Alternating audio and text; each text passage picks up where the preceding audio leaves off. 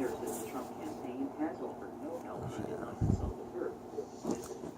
Voter registration is surging in the state of Oregon, mostly due to the new law. Oh, my God. Oregon's motor voter law took effect in January. Anyone who gets or renews a state driver's license is automatically registered to vote if they aren't already. This applies only to those legally eligible to vote. The new voters can opt out if they want, but relatively few have chosen to do so. The program has netted Oregon more than 230,000 new potential voters so far this year. That's helped increase the number of registered voters by nearly 14% since this time last year. Voters who are registered automatically are not associated with a political party unless they choose one. Most have remained unaffiliated. For NPR News, I'm Chris Lane in Salem, Oregon. A last-minute deal has averted House votes today on a proposal to impeach IRS Commissioner John Koskinen. Members of the conservative House Freedom Caucus have agreed to let Koskinen testify instead before Congress next week. They accuse him of obstructing a probe into bias against Tea Party groups that had been seeking tax exemptions before he joined the agency in 2013. House Democrats have said they are solidly against impeachment. On Asian stock market, shares closed mixed today, higher in Hong Kong. This is NPR News.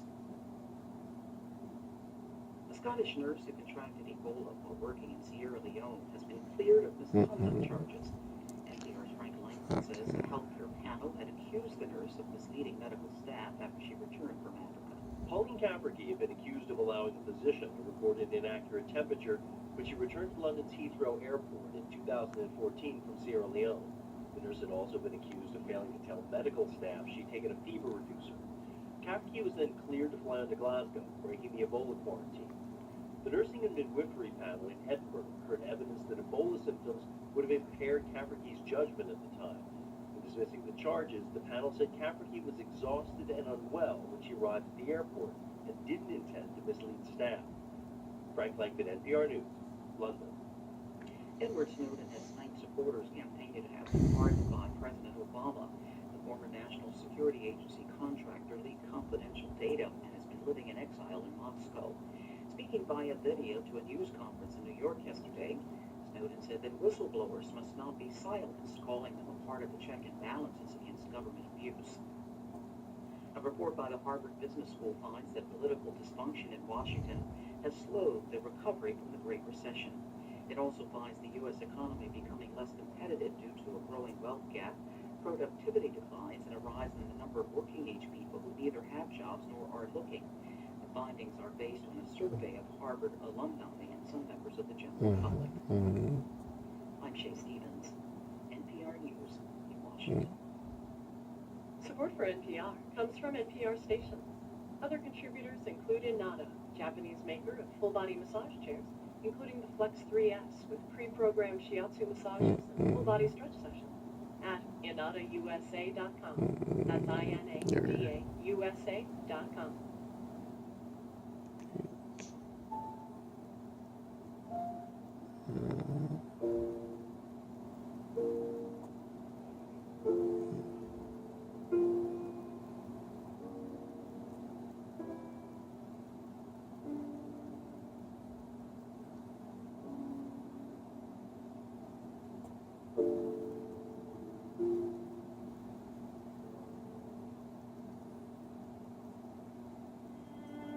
כל נדרי, ועשרי וחמוני וחמוני, וכינויי וכינוסי, ושבוע דין דרנה, ורגיש טבענה, ודאחרנה, ודייחסרנה, חלנה שטנה, ביום כיפורים זה, עד יום כיפורים הבא, עלינו לטובה.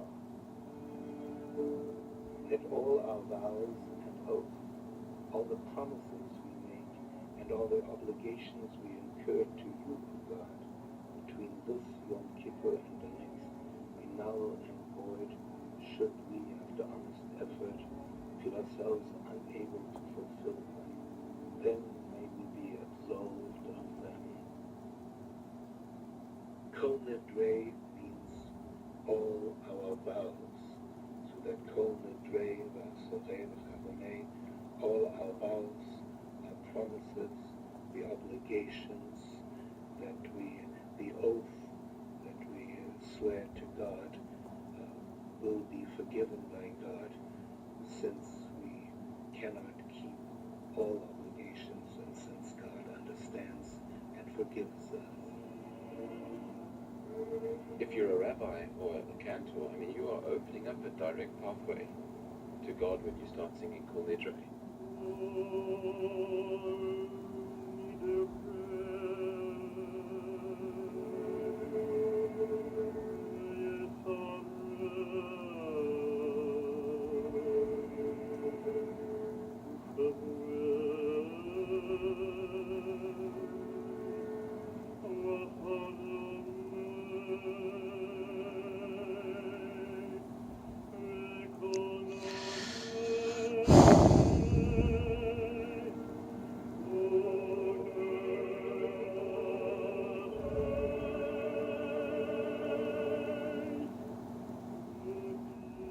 It's an amazing experience. I mean, first of all, they take the Torah out of the ark, which is a beautiful thing to see anyway. It is the beginning of a very important day, and it is just a very, very beautiful, especially if there's a choir and you've got a fantastic cantor, then it's a very serene, very, very beautiful moment, and you know that this is it starting the whole damn time which is ahead of you, and it is the most religious time. I mean, God has opened up the book of life 10 days before. This is it. This is what he's going to be closing the book of life. This is your last chance to wait. And this is where you are really concentrated, you're focused. There's nothing else to distract you. You don't go to work, you don't eat, you don't watch TV, you don't do anything like that. You are focused on just the day and before it starts.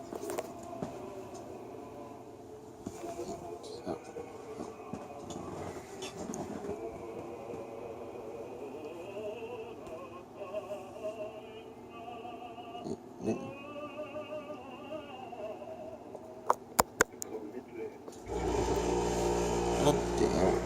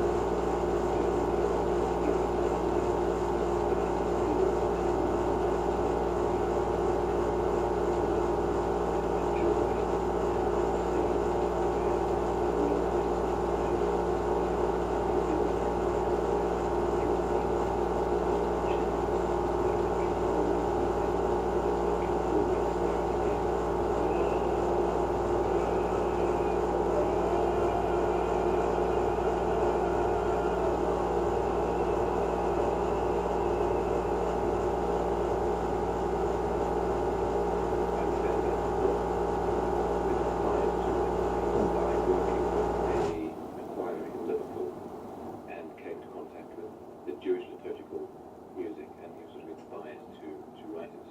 And from that, Bruch, when he came across this melody, he was a German composer, classical romantic, living under the shadow of Brahms.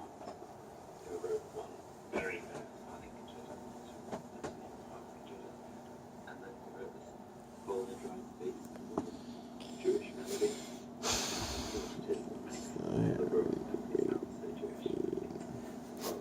Well, the atmosphere of dignified silence as these falling semitones that make it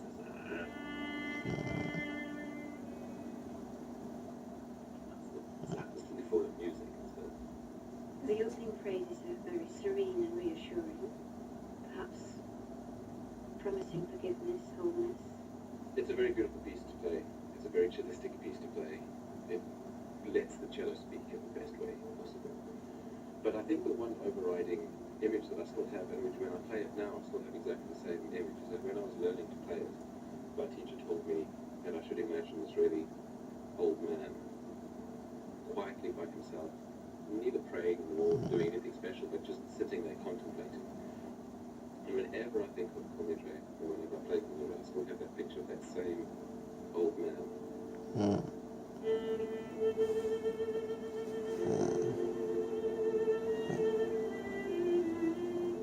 It is a prayer that speaks to everyone, to every religious person, and I think also to those still in search of religion, in doubt, or even challenging religion. It's one of these moments, star moments in life where one can encounter a text and a prayer that has meaning for everyone who begins to listen to it, opens up to it.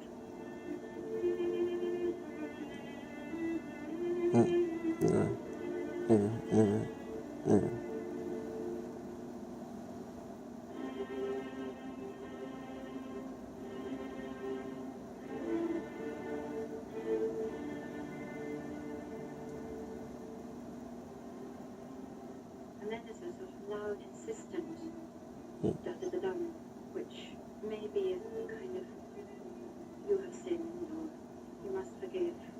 There might be some kind of ultimatum comes in there.